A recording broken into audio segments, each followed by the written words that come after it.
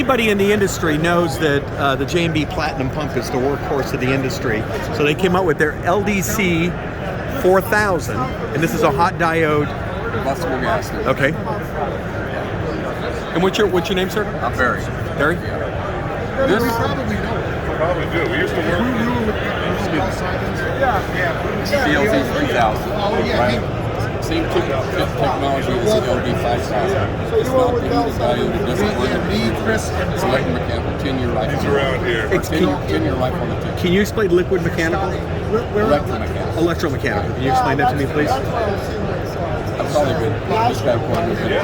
Okay. So is this going to be less susceptible when you're moving it to give you those false signals? Yeah, I would say so. Or as I refer to them as cheater signals, because the technician will move around and make people think they have leaks when they don't. This is a self-calibrating leak detector. So you can walk into an atmosphere, it'll pick up all these. Okay. Right? And it'll keep recalibrating itself so you're right on top of it. Without you having to do anything, no resets or anything. Okay. To be a fully, one-stop shop.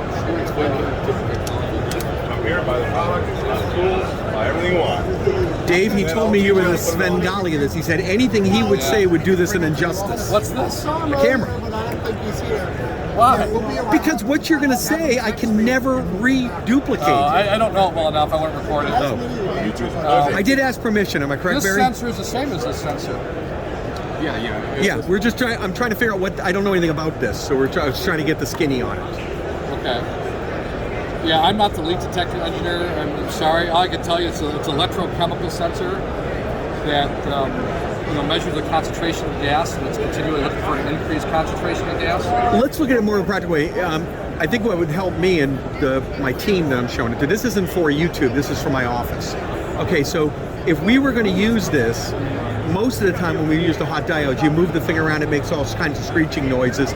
Does the system have to be off to use this, or can the system be running and use this and identify a leak? The system can be running. This is just looking for increased concentration of gas. So we recommend you start this in a clean environment. So if you walk into a 20 feet away, a nice huge and leak, that's your new normal, right? Right. I got you. So what it'll do, once it senses refrigerant, it'll go off. Then you want to pause and just take a breather. And let it Eventually, recalibrate. it will stop beeping, or in the case of the vibrating, it'll stop vibrating. Then you want to start moving it closer again as it detects in. So now that concentration of gas is your normal. Now it's looking for an increased concentration of gas. So it's got to draw you to It's playing hot and cold. Correct. Okay. Otherwise, it's telling you there's a leak in the room somewhere, and it doesn't do you any good. So if I've got an A coil and I've got a leak in it, and I start 20 feet away, and obviously we know it's going to be the coil 99% of the time, I can go over there with the panel off maybe, and within, what would you say would be an average timeline, ballpark? 30 seconds to a minute. And I'll be able to narrow that down? Yep. And this is and without... then you look, we usually go back and forth at a real slow rate. I think we have a video online. And then it'll kind of draw you in, and then you pause there, and then you get a little closer back and forth, and it'll draw you into a pinpoint. And this would be without using any dyes or anything like that? Correct. Okay. Yeah. And obviously the less windy and the better. On a windy day on a roof, it's a challenge. But if you're in an environment with still air, this thing it'll draw right into the solder joint wherever there might be a leak. Nice. All right, I'm going to cut this off.